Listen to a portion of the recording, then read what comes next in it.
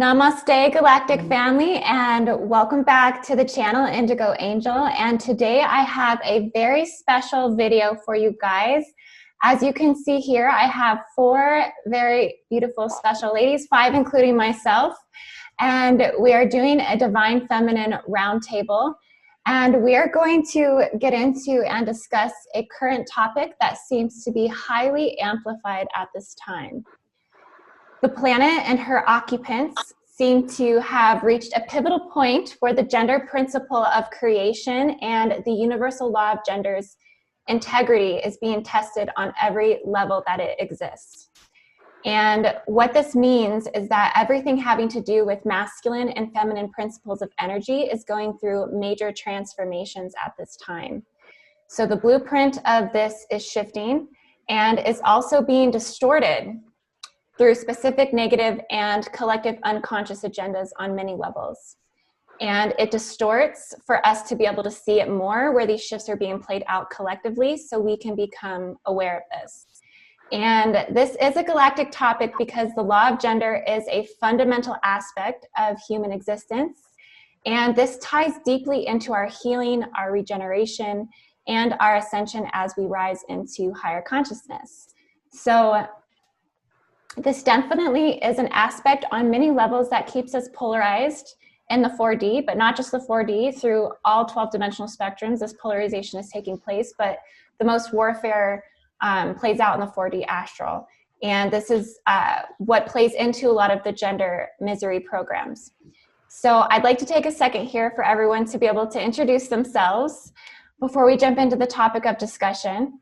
And I'll just start with myself to kick it off. And then I'll go ahead and pass it off to whoever would like to go next. So I'm Amanda, and I go by IndigoAngel here on YouTube. I'm a galactic reader. I am a planetary grid reader, and I'm a devout grid and gatekeeper. I am fully committed to service and being a way shower in this time of planetary ascension. I am an author of the book, How to Read Celestial Akashic Starseed Origins. And you can find all of my articles and services at IndigoAngel222.com. I also design and create visualizations according to energy mechanics. And you can find all of these on my Patreon at patreon.com/IndigoAngel. And I just want to thank all of you for being here today. Thank you so much. And I'm really excited to dive into this topic with these 4 brilliant women here. And they're all ascended, all highly intelligent, all healed feminine advocates. And so I'm just so happy you guys could come together today to record this video with me. So thank you again so much for being here. And whoever would like to go ahead and introduce yourself. Thanks, Amanda. I'm Amy. I go by Amy Apostolico on YouTube, and I am a energy healer and medium. Okay. I am Anna, Mother Magi Jordan. You can find me on Facebook at Mother Magi. I'm an oracle, a sacred scribe, an energy healer, a divine feminine, masculine activator, and spiritual warrior, light warrior. Awesome. Thanks. So happy to have you both. Hello. I'm Carolina. I could be found at Divine Sacred Heart Rose on IG or divinesacredheartrose.com, which is my website. Still launching. It's not quite there yet, but you can sign up for the mailing list. I'm a Rose Oracle, a Rose Priestess, a Divine Feminine Healer, a grid worker, and a light warrior of all sorts. So I'm so honored to be here. Thank you. Thank you for being here, Carolina. Thank you. My name is Cassie. I have a page on Facebook, Everyday Alchemy. I'm also an admin for Diamond Sun, Keeping Gray Lines, her name. But I am a Reiki master. I do different forms of energy work as a sound therapist, and I also do intuitive collective readings. I'm happy to be here. Yeah, awesome. Thank you, Cassie. Well, it's such a pleasure to get all of you together today. I think it's really important to kind of bring these discussions and collectively where we can have, you know, a lot of minds kind of looking at things from a lot of different angles. And it's, I think it's really helpful for the viewers today to have a lot of divine feminine perspective on this topic in particular. So I guess we can go ahead and dive into the gender principle and the law of gender, and how the gender principle is being tested at this time. I know that this topic seems to kind of be coming up everywhere I look anyway, at least on YouTube. I don't know if you guys have kind of noticed that, but this really seems to be kind of infusing the grids and the networks at this time. So in what ways do we see these distortions playing out collectively? And what agendas are there currently playing out to distort this? There's a lot. Yeah. It's a big one. like, where do we start? It's definitely coming from a lot of different angles, that's for sure. And it's so diverse, and it covers so many different, you know, topics just within that. And it's polarized within topics within those topics. So I think it can definitely be difficult to kind of narrow it down to, I guess, one specific thing. But maybe we could start with biological warfare. That's honestly the core of it. I feel it is biological warfare. Yeah, definitely. Some of the things that I kind of have been, you know, getting into is, I think first and foremost, I think it definitely comes through our food and our water. You know, like withholding the importance of health and diet. I think that's something that's been suppressed for a long time. I even think that the food pyramid was distorted to promote diets that were like a one-for-all fix according to what corporate America sees people eating, right? So when nutritionists and experts know that every blood type has different set of food needs, right? And then, you know, not only that, but then we have, you know, veganism, vegetarianism, all of these things, and how these diets are playing out to distort us biologically. And then we have corporations coming in and buying up our farms, right? Like our where we're getting our food. So it's like everything's genetically modified. And so as we consume all these genetically modified foods, we then become genetically modified humans. So that's one source of the biological warfare, but it definitely goes into a lot of other different aspects, that's for sure. I know that also comes in through the limitations of our medical practitioners. I know medical practitioners spend 2/3 of their education studying specifically, not even 2/3, maybe even more, but big pharma, medications, pharmacy, and it's the priority versus nutrition, right? So I'm going into this kind of like looking at some of the bases of where this biological warfare is coming from. On the spiritual levels, this is playing out much more extensively on how that this is coming forward. This is just kind of on a 3D human level, right? I think it's kind of important to touch on it though, because when you think of the indoctrinated medical practitioners, where they're getting this is coming from secret societies, right? So it's these rich secret social clubs that push our education systems, push our doctors. This is one way that the controllers are controlling biological warfare. Yeah. And it's even ramped up nowadays with the children. Like they're especially targeting the children. And that's something I really pay attention to, you know, like it's all of humanity, yes, but especially the children and the propaganda they're showing them in schools and everything. It's beyond, it's beyond propaganda. Yeah, I agree. I would say before kind of waking up the last few years, I really agreed with like the Democratic agenda with the legal things, like, oh, you know, inclusion's good. But now at this point, it's like they're pushing it to, I mean, all the rules and stuff, it's some celebrities you've heard have like encouraged their like 7-year-old kids to be transgender before they're even ready for it. I mean, it sounds heartless to say that the laws that they're enacting right now are bad, but I mean, that it is the truth though. I mean, people don't want to come out and say it though, because they look like they're transphobic or homophobic, which that can't be further from the truth. It's just don't push people into something that they don't really want, you know? And I think, yeah, that's the core of it, really. This it's not the total core, but it's a part of the core, the transgender, agendas, which leads us into transhumanism, which again is very spiritual, controversial topic. So I don't know how far you guys want to go into talking about transhumanism, but I mean, I think it's going to keep kind of weaving us in and out of it just a little bit as we go. I definitely, what I've kind of been seeing too is this distribution of estrogen-fed societies, that it's basically distributed through plastics, right? Drinking out of plastic water bottles, and then also through our foods. Again, this is dairy. Isn't that dairy's a big push. I mean, that contributes to estrogen. And they remember now it's not as bad, but they used to have all the drink milk commercials with the celebrities. I mean, that's now obvious why they did that to a scale. Right.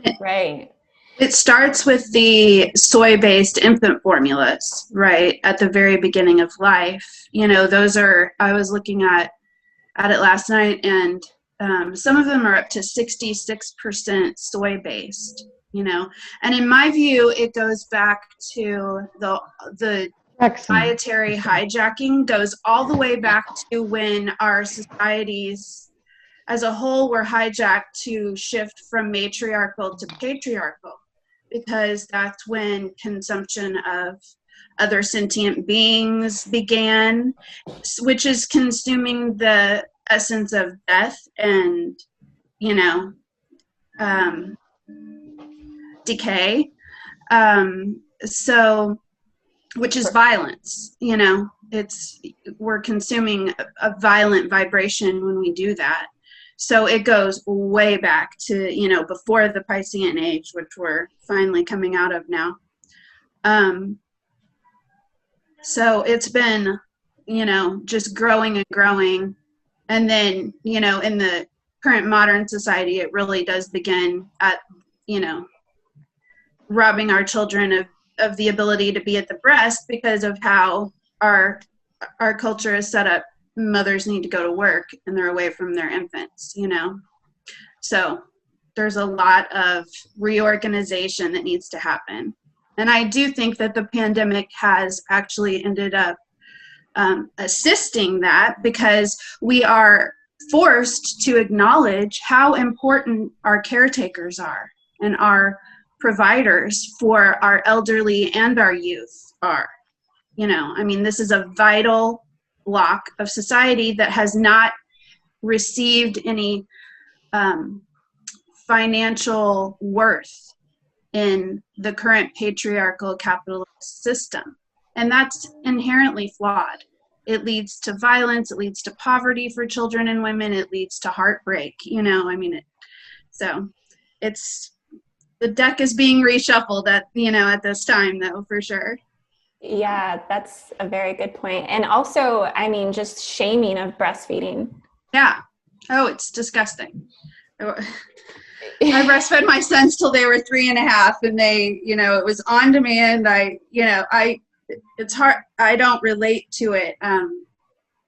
I grew up in it was actually a church setting, but breastfeeding was accepted, even breastfeeding circles. If one mother was busy, it was not. And this is as it should be. Your sisterhood, if mom's not there, if mom's doing whatever else she needs to do, her sister who is lactating can feed the child as well. So yeah, I think that kind of takes us back to the original organic community matriarchal lifestyle of the Lemurian times. Yeah, I agree. Also, cows are consuming all of the mold and all of the vaccinations. This turns into estrogen, and then we consume that. Mm-hmm. toxins, heavy metals, vaccinations. This is all hormone weaponization. Yes. Even opiates and opiate drugs really suppress testosterone in males, so that's a big thing too. So many people are addicted. Wow. Yeah. And that kind of brings us to, I mean, I feel there's been this call to healthy alphas.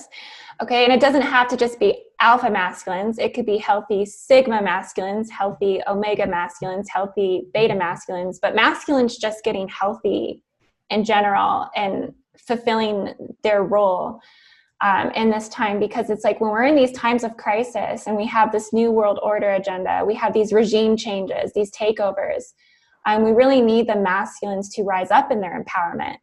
But how are they supposed to do this when they're hormonally suppressed and they're highly estrogen and they're unbalanced, low testosterone? It enables them from being able to stand and protect.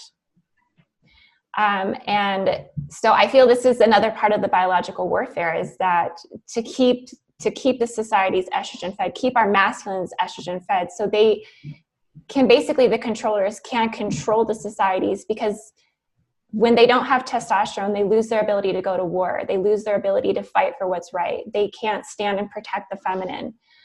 They themselves become the feminine, and they want the women to care for them. So I don't know if you've kind of noticed, and there's a lot of different spectrums here. And this is not saying every masculine is this way. How do you guys feel about that? I feel like our perception of what is truly a masculine and what is truly a feminine is corrupted from, again, back when we shifted from a matriarchal society to patriarchal societies. So it's sort of hard to address in the modern climate, you know. Can you explain kind of when that matriarchal to patriarchal shift kind of occurred? Like what? Well, it's debatable, I think. It was during the age of Gemini is when it took several thousand years. And again, it's a fluid, it's not easily defined, between 2,000 and 5,000 years, depending on your perception of it. So that was around the time that Semites were coming down into Samaria. And so they were shepherds that were infiltrating the land, coming from the mountains from the north of the Fertile Crescent down into the Fertile Crescent, which is modern day Iraq.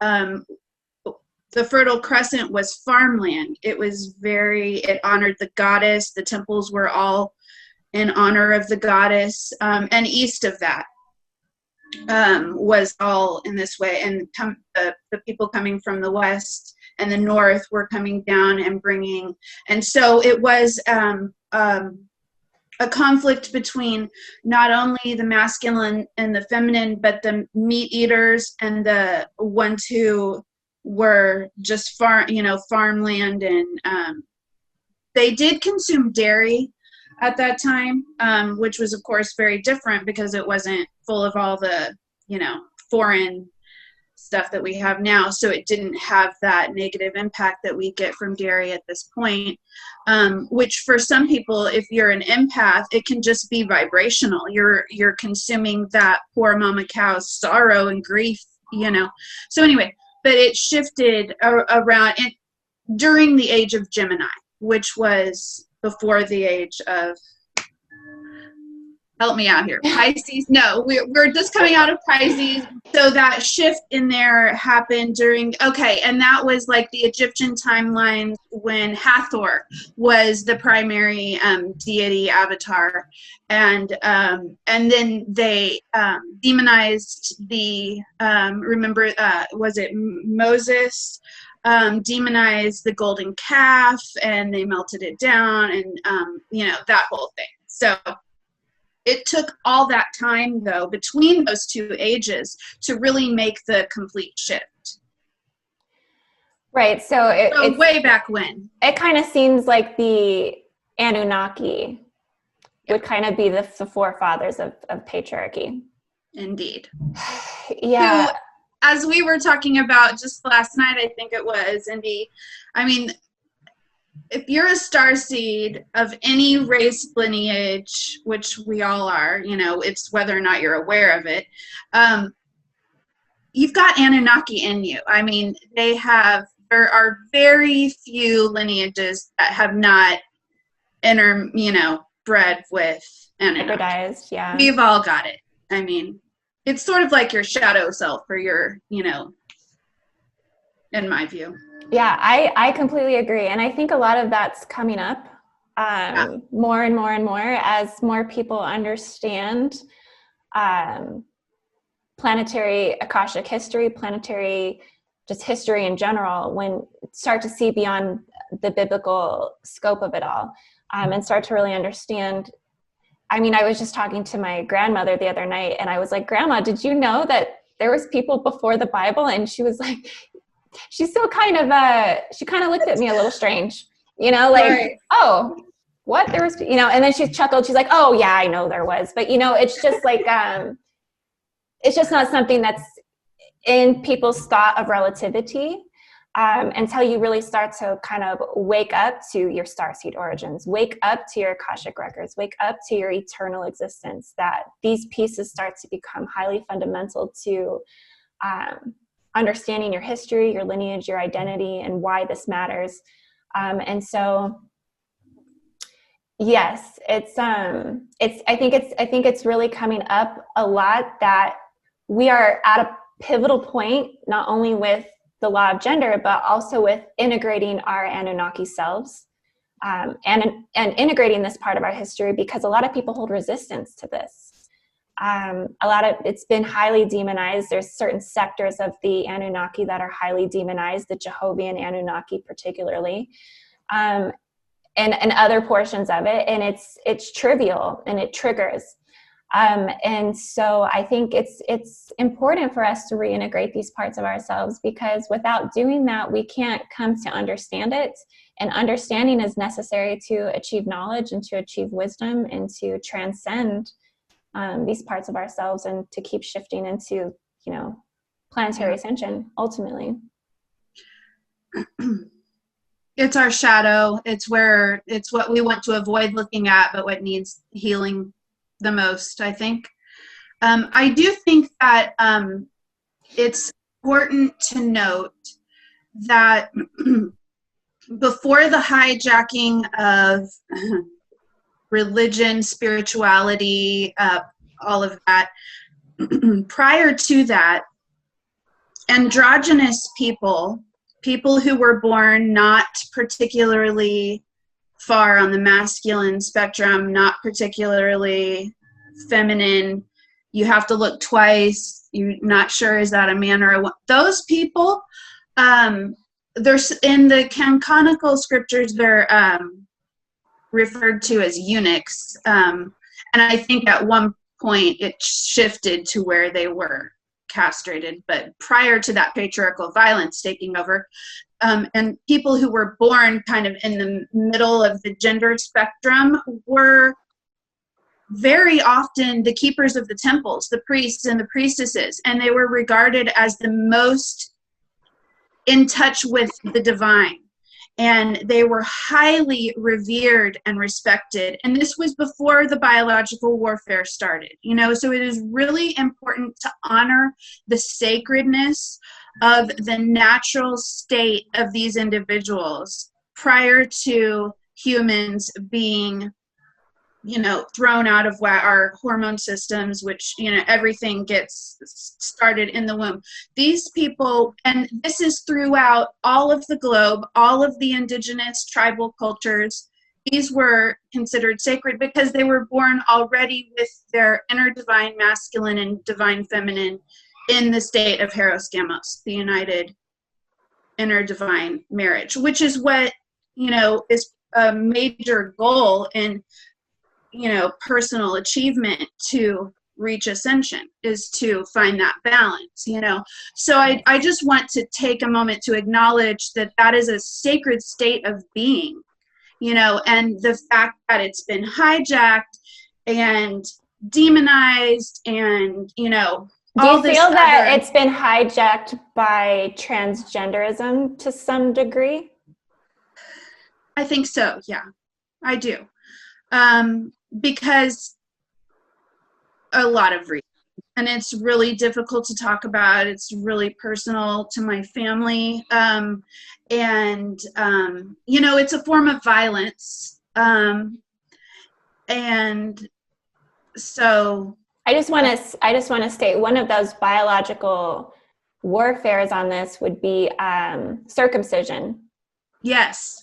That is one of the main roots of our masculine's wounds. You know, as children, they're ripped from their mother's arms, and the most sacred, physically sensitive part of them is chopped off, you know, and that leaves them from their earliest, most vulnerable state feeling attacked. So they're moving for the rest of their life from that place, whether they're conscious, whether they're cognizant of it or not. It is. Yeah. And it immediately desensitizes them, and makes them more numb to monogamy, right? Because if a man wasn't circumcised, he would hold his woman's pheromones within him, and he would be more connected to her energy, to her spirit, and it creates less disease, it creates less illness. Actually, they say men who are not circumcised are actually healthier in terms of it actually protects them more from, you know, STDs and things like that. But I mean, it's yeah, you're exactly right. They're ripped from their mothers, and it's one of their core wounds. They're victimized immediately. Yeah, violently so, at their most vulnerable, sensitive spot on their body, you know. And we wonder why there's an overcompensation of violence among, you know, I mean, video games aside. Yeah, right. Right. I actually have something to add about the native culture. They're called two spirits, and I'm pretty involved with one of the local lodges. I'm on board. I have native roots, so I was trying to explore them. So I asked an elder, and I wanted to go to the source, you know, and get the actual information. And he said that they were not shunned by the tribe. They were embraced. They were viewed as being gifted with very strong medicine because they were in balance with their masculine and feminine energies. They were seen as blessed by the Creator. So the male two spirits were given more domestic tasks like the cooking, cleaning, chores, that kind of thing. And the female two spirits were actually allowed to go into battle to fight for the tribe. They can be gay or transgender or any of the combinations of them, but it's more about the embodiment of the two energies versus like putting someone in a category or anything, which Western civilization tends to try to do everything. And it's really obvious to see the role of religion in that, in coming in there to stifle their native ways and the teachings, to make it view that like being gay or being different or something along those lines is like a sin or an abomination, to further create this divide between ourselves and each other and the earth. You can just see they went in there, forced them into schools, and did all of these things, and then made gay people seem like they were not sacred. Right. Thank you. Yeah. Yes. I think it's really important to honor that they have been, I mean, they are born at a certain level of already inner union. I mean, it is what it is, you know? I kind of want to go back to what Amy was saying about, you know, this happening to the children, and kind of go back to this estrogen thing. I'm on this estrogen trip right now, you guys. I've been watching Dr. Kassar, and I am trying to interview him on my channel because he's really got a lot of good information on this. I don't know if you guys have heard of Dr. Kassar, the Earther Academy. He's on YouTube. You got me hip. Okay. Check out his channel. He's got some really good stuff on this. But the estrogen, you know, like the biological warfare, that this is happening to our children, because you see a lot of, you know, the family, the mother and the father consuming high estrogen. And then so the children are consuming high estrogen. And then this is where this transgenderism comes in, because it's like, well, are the children just biologically confused because they're being pumped with too much estrogen? And like you said, making those calls to do sex changes on children, you know, before they're, I don't even know what the age limits are. I don't know the rules on these things, but before they're at an age or at a level of puberty where they know for sure where they're at. So yeah, I think one way for people to tell if their estrogen is too high is they actually, like specifically in men, they'll develop the mammillary buds in the breasts. They'll have like the moobies, or they'll just have like swelling of their areolas. And also men who drink a lot of beer, because the hops is really high in estrogen. So that's another, you know, weaponization of mass distributing chemicals and toxins. And then also when like the society's too high in estrogen, it makes them want to fight. It makes them, they bicker more. They're more irrational. They're more illogical. They're not able to like reason, because they're, you know, too hyped up on this estrogen. And so, yeah, it is affecting, I think it's one of the major underlying causes of the transgender movement, potentially. So, and I think at the same time that they're lowering the estrogen, they're also, I mean, increasing the estrogen. It's like causing a lot of this, because most people, I think, most men that get it measured are probably low at this point with everything that they use to combat that too.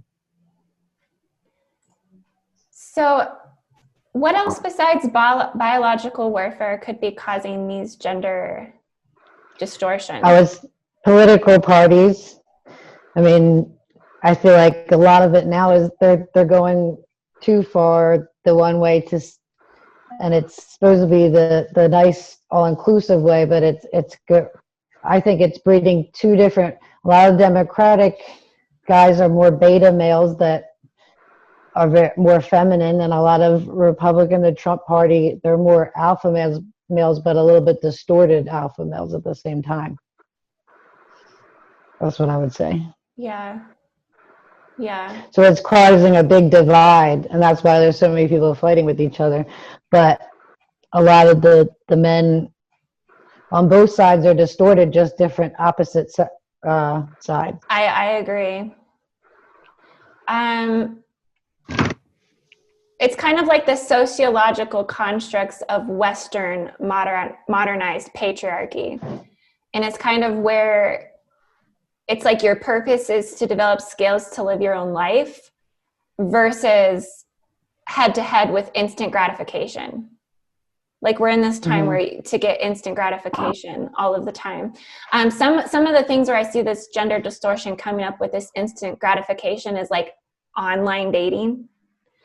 I feel like it distorts natural selection because people lose their ability to flow with what's more natural according to their healthy pheromones and what they're naturally being called to be attracted to, like in a healthy mate, what they're, you know, because we're becoming, and this is the human versus anti-human, because we become less reliant on our natural abilities and we become more technologically reliant. And that's further distorting our gender identities. So I think it's just another agenda that's also pushing towards transhumanism agendas. Even the fragrances people use, it distorts the natural pheromones. So you're not having that natural connection through like smell and, you know, because they're hormone disruptors in those fragrances. Did you guys notice? Like, oh, I have spraying it all over. I used to do it, and then I caught myself. I'm like, no, because I started feeling off, and now I'm so sensitive to those artificial smells. I can't even do it. Even if somebody walks by me, I'm like, oh gosh, strong. Yeah. Did you guys notice in your awakening or in your ascension, did you notice that your hormones maybe became more off balance, or the hormones might be the cause of more of your ascension symptoms? I definitely noticed. I've never had any hormone problems until this past year. So definitely for me, I felt it. And I've always, I'm taking all the supplements I'm supposed to take, doing everything right. But like in terms of estrogen balance, I have too much estrogen now. So I'm taking a hormone to decrease that. But I never had a problem before this year. Could just be an age, getting older too. I don't know. For me, I think I feel like my hormones was a huge factor in my awakening and my ascension. I remember my cycle when I was awakening was just out of control, like premenstrual dysphoria disorder. I mean, I've been diagnosed with all kinds of labels, but it's just, to me, it's just like, well, why is this shift happening? Like all of a sudden now, when I was fine before.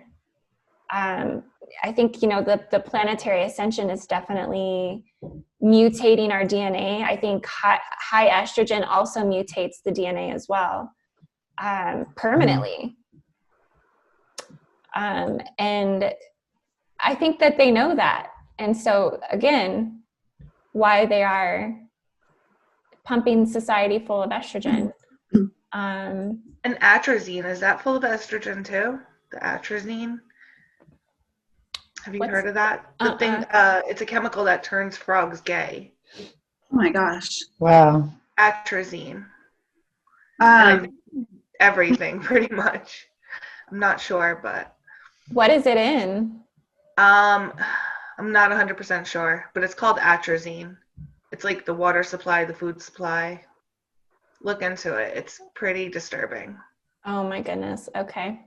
The further along I've gotten in my process, the less tolerant I am of foreign. I couldn't even tolerate no hormone birth control anymore. Even the ones that are marketed as not having hormones, I just am completely natural now with that. And I've become vegan, and even processed vegan food is soy. I am completely intolerant of soy now, which I was not before. Me too.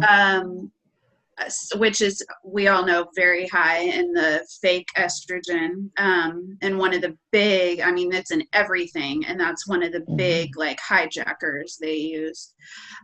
So yeah, I'm just less and less tolerant of anything that does not come from Gaia and directly from Mother Earth in a natural and harmonious fashion. Like, not even things that are unnatural, but for plant-based eaters, those things disrupt me. And they don't just disrupt my digestive system or my mood, it's like my psychic senses as well. Claircognizance, clairsentience, all of those things. Those are hijacked by that as well, So it was a major thing for me. Yeah, I can agree with that. I was never able to take birth control. I was never able to do the IUDs with hormones. I was never able to get the things they put in the arms. It's like, why are they only creating these atrocious, horrible birth controls that just make us sick only for the feminines? Right. It is long past due that they figure out, and I'm sure when they do figure out something for the men, it won't be as invading. Like, it won't throw their entire system off the way it does, because the biological warfare is always more brutal towards the females. Although we don't endure the, genital mutilation that the guys do. They do that to put them in a violent space of being. That's one of the main things. And that goes all the way back to the Jehovian takeover. where that root is. That's when, and this is the shift from the matriarchy did not allow that. Absolutely not. That was that Jehovian Anunnaki implant when all the J seals, all of that stuff was put in. That was the beginning of that. So, and all the distortions are placed on the feminine side. Every single distortion is on the feminine. Yep. Yeah. I'm sure they'll figure it out. Probably, I would say in the next 20 years or less. And it's not going to be as rough on them as it's been for us for so long now. Have you guys heard of the healthy female role as the 13-13 template, and then the healthy masculine role as the 12-12 template? Have you guys read anything about this?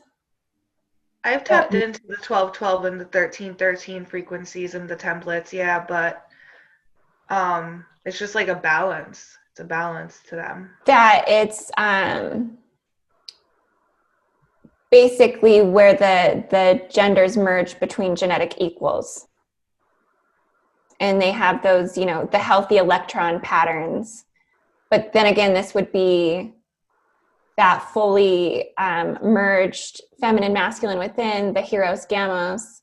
And then what were you saying, Anna, about the hermaphrodite as well, being Hermes and Aphrodite? Yeah, that was, hermaphrodite was originally a boy, a pretty boy, as it were. A beautiful male, and what was the sea nymph's name that there was some passionate connection between him, Solicit something. Let me see if I can find it real quick. But anyway, she was a sea nymph, and he scorned her, and she put a curse on him so that they would be forever merged. And that was when he, you know, turned, this is the myth anyway. So of course it's demonizing the feminine here, you know, putting the, you know, responsibility on her but he was the one who scorned her. So, I just want to say, Amy just left us. She said her phone died and she has to charge it. She says, love you ladies. Thank you so much. Okay, here it is. I have it pulled up from when we were talking about it. Her name was Salmasis. And she's the one who caused him to be in androgynous form because he was disrespectful to her within their love relationship. And so his punishment was that she would forever be linked to him, in that he carried both sets of genitalia from that point forward. That's the original hermaphrodite. It was not a person who was born with both genitalia. I think that's the part that's important to note. But at some point, I mean, this is the Greek mythology pantheon we're working with here, and you know, so that whole pantheon is involved in the Jehovian Anunnaki, you know, takeover. So that's where that all stemmed from. But I think it's important to note that a hermaphrodite was not originally someone who was born with both sets of genitalia, but now we have that biology happening among a small percentage of humans. Yeah, I think they said 2 in every 100 people are born like that. So it's more common than one would think. Yeah, and there's such a broad spectrum of gender identity, I think, than just male and female, because you have male, you have female, then you have androgynous, you have intersexuals. And intersexual means that they can be born on any spectrum of genitalia, meaning, and I got into researching this is how I know this stuff, that it could be where you have some parts of one thing, some parts of another, that it could be a broad spectrum. So we have all of this broad spectrum of gender identity within just the intersexuals, and then you have transgenders. Is that like, we were talking about different makeups of like vulvas and clitoris and labia and everything. And is that like when there's a clitoris that almost resembles like the small penis, that's considered intersexual? Yes. In my experience, as a bisexual woman, been out since the 90s, those women are often really like, to perceive them just visually and energetically, they're very androgynous, you know, very like what we think of as masculine. They're very in the middle of the gender spectrum, energetically and physically looking, you know. So I don't know how that all works together. Well, and it's interesting too, because homosexuality too seems to be like, I almost feel that there is an evolution within that, to either it's an agenda to stop procreation on some level. I mean, and this is on a broad spectrum as well, but that there are certain agendas within homosexuality, not all homosexuality, but that there is this conversion where there's definitely a lot more homosexuality now than there ever was before. And that is what is the reason that men are like no longer attracted to the females? Do you see what I'm saying? Like that? I tend to believe that they're just allowed now to be who they are. I don't think that it's less. I think that it was just kept in the dark before. And I think also that I know that our natural state of being is not monogamy, it's polyamory. And it was more the women had their sisterhood and the men had their tribes. And so what they did when they were off, you know, doing what they did and what we did, you know, there was a space for it where it was just private and sacred. It wasn't, you know, out in the open like it was.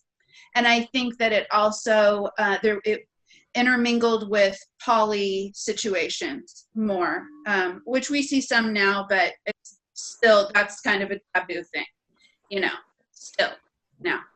So do you feel that monogamy is a patriarchal program?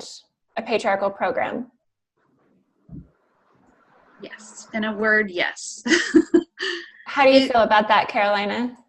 I personally lean towards more monogamy, but I can understand, you know, polyamory as well. I don't know if it's necessarily a program, but I feel like there are distortions within it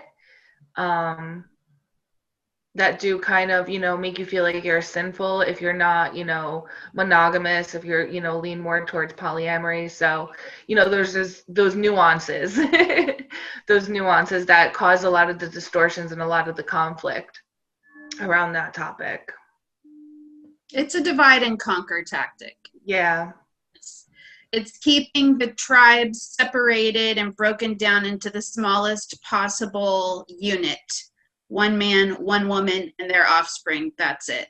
Which creates that dependence between those two people. So if there's conflict, then it immediately is destructive for the children. You know, you don't have your brotherhood or your sister wives to turn to, you know, and if the, you know, it just, you know, things being more fluid and open and, you know, allowing the genders to be in their natural state with their brothers, with their sisters, is actually more supportive for the children because there's just more harmony to be had, you know.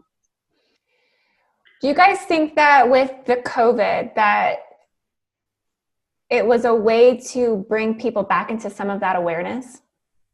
Because there's a lot of things that are playing out. I mean, we have a lot of people that can no longer afford rent. They can no longer afford to provide for themselves. So a lot of people are moving back home, moving back in with family. I mean, it's bringing family together. Families are having to recognize the importance of the unit again.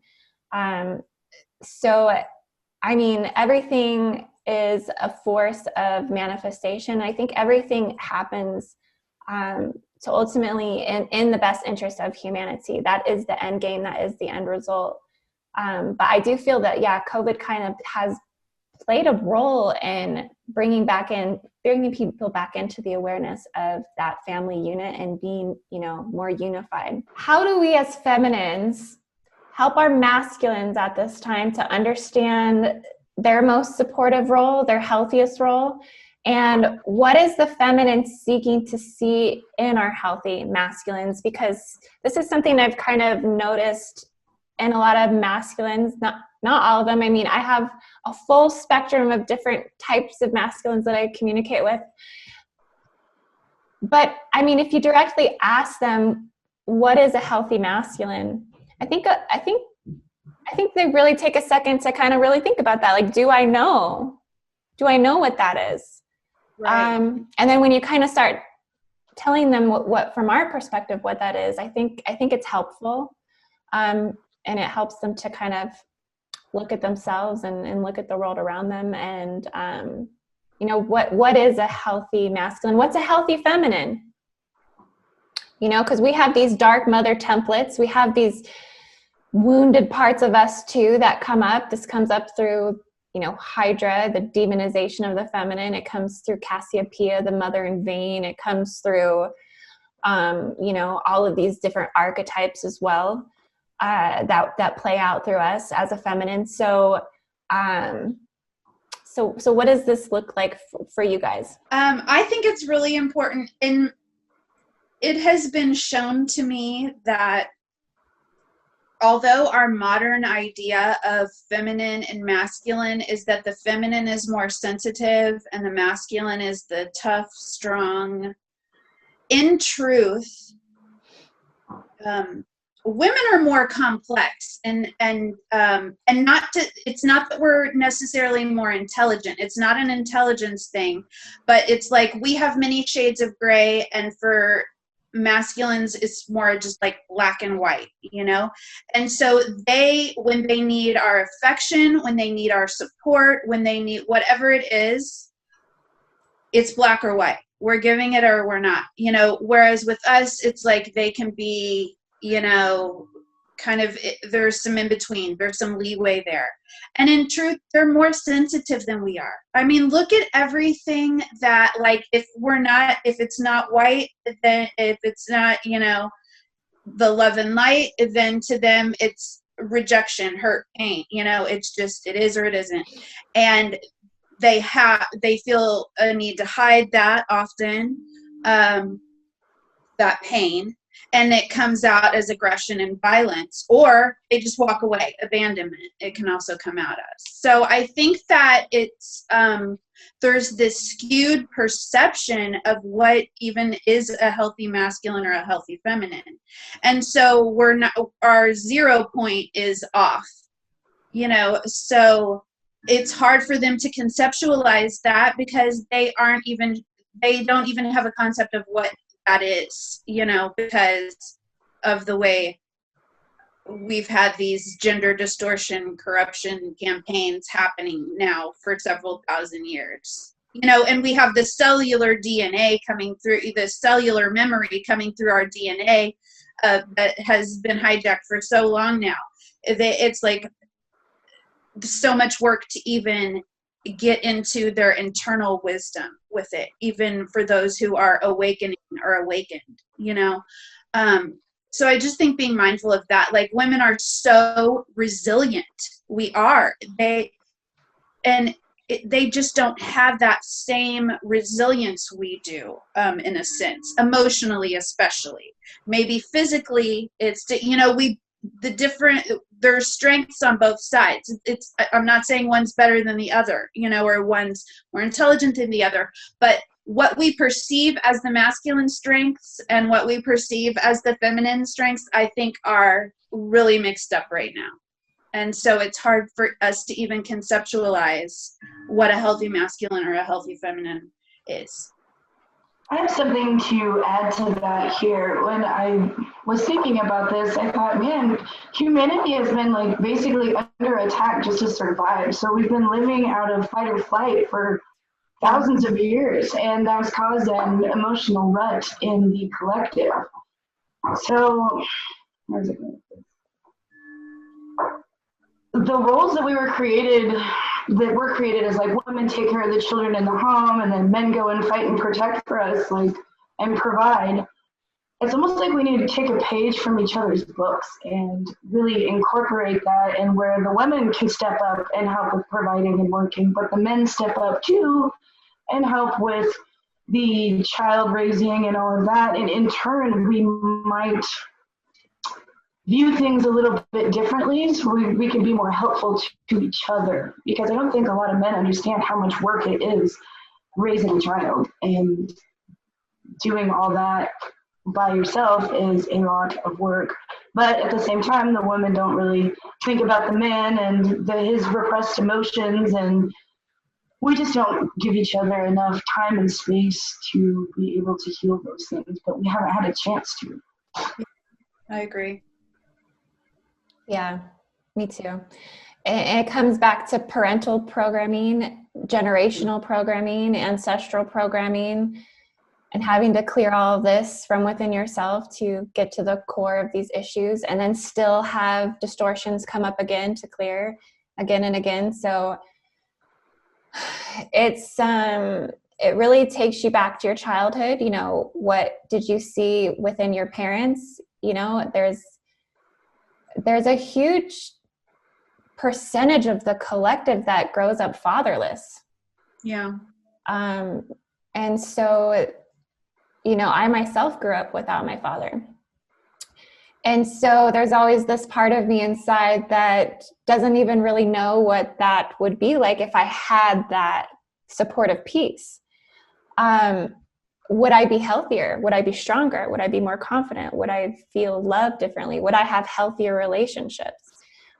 So I think and that's part of the biological warfare too, this happens in a lot of minority communities, low-income communities particularly. Like, the fathers they're not involved.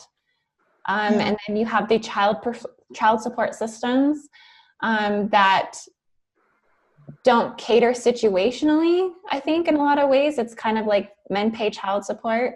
Not all states, some states are different, right?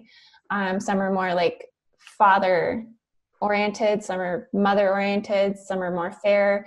But then you have this warfare that plays out between couples when they go through divorces and separation, that it becomes about money. Yeah. And maybe you can't see the children because they're not paying child support, so then you don't want to allow them to see the children. There's just like all these things that can come up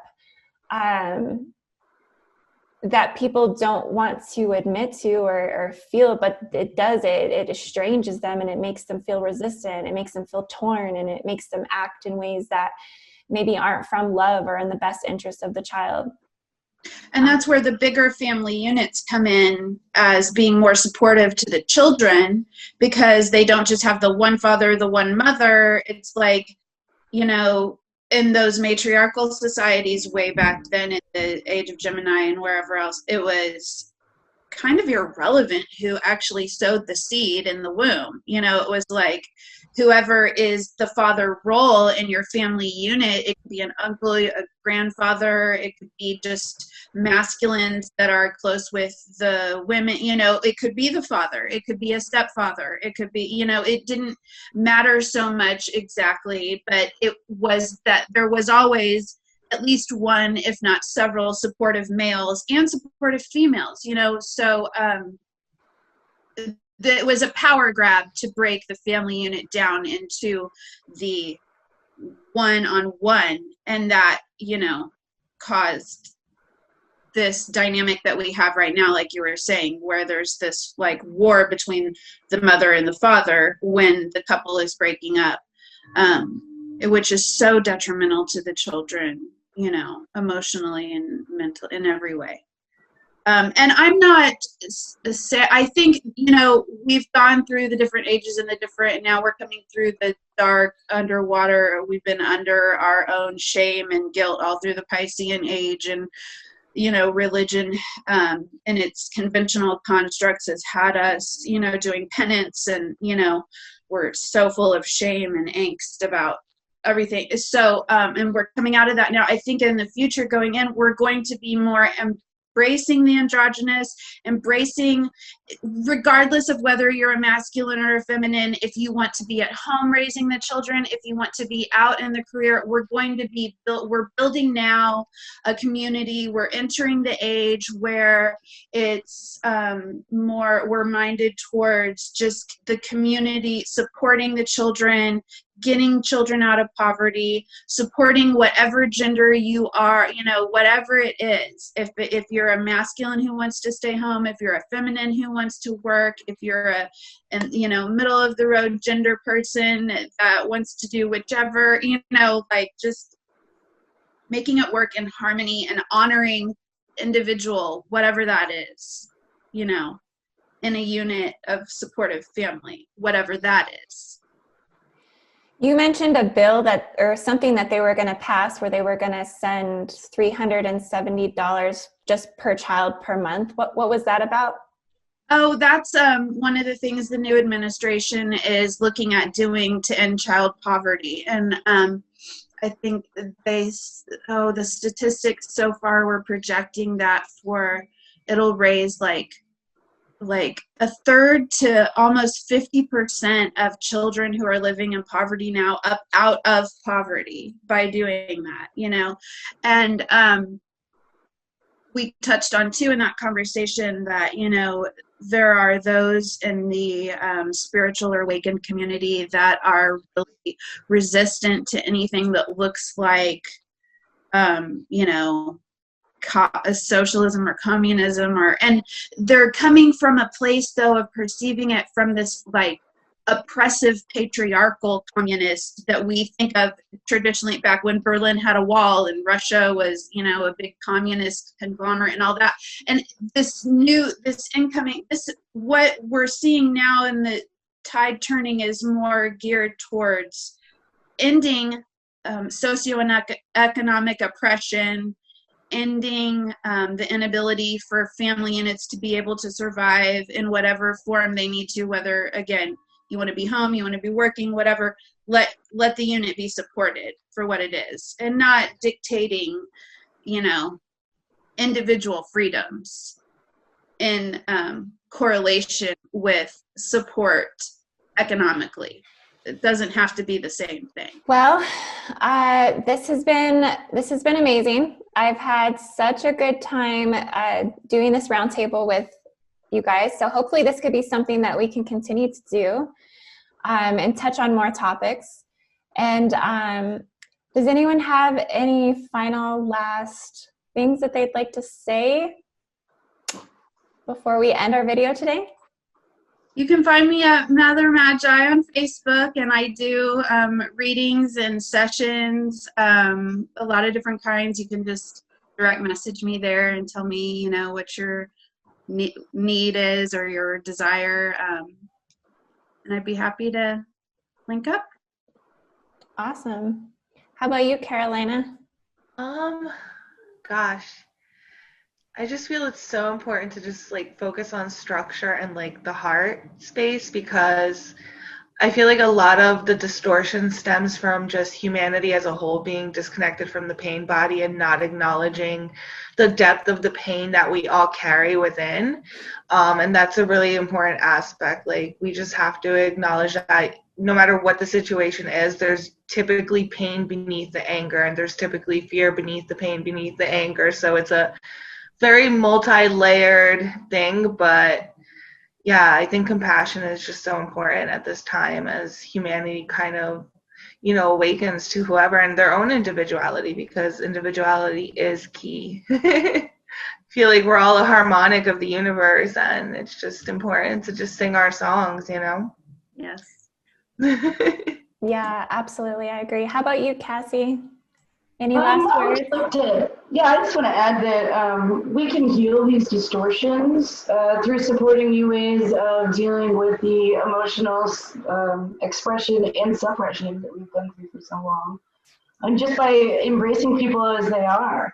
I mean, this whole conversation today was like in no way pointing fingers at saying that gender distortion is like an abomination or a sin, because like you said, it's just a physical manifestation of an energetic signature in the collective, so we can see it with our physical eyeballs and address it.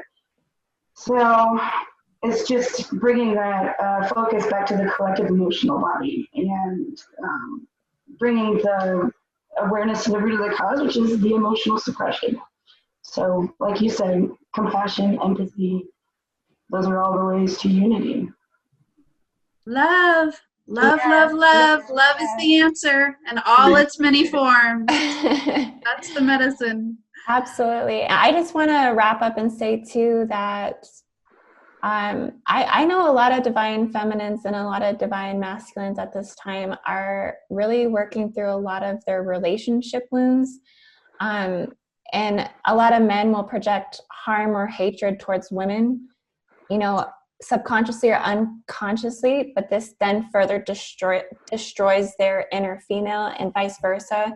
I know a lot of females or women that project harm or hatred towards men, and it's resentment, it's anger from past relationships, from things, injustices that you feel according to the gender misery programs and sexual misery and all of these distortions. So yeah, again, just really maintaining self-awareness and not letting these aspects control your now.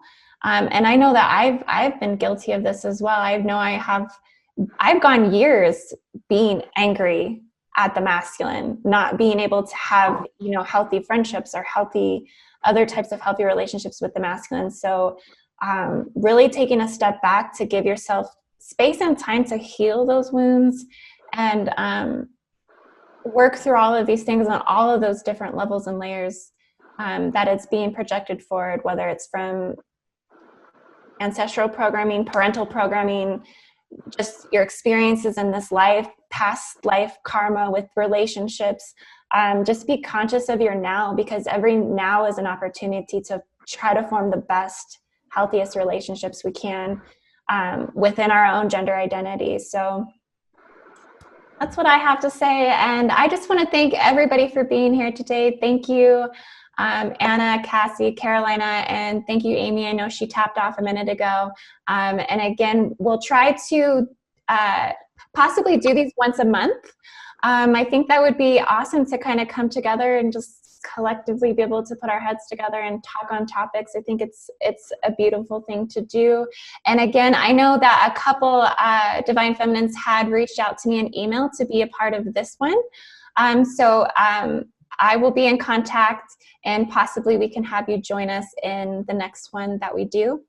So again, thank you all for being here, and I hope you have a wonderful, beautiful everything.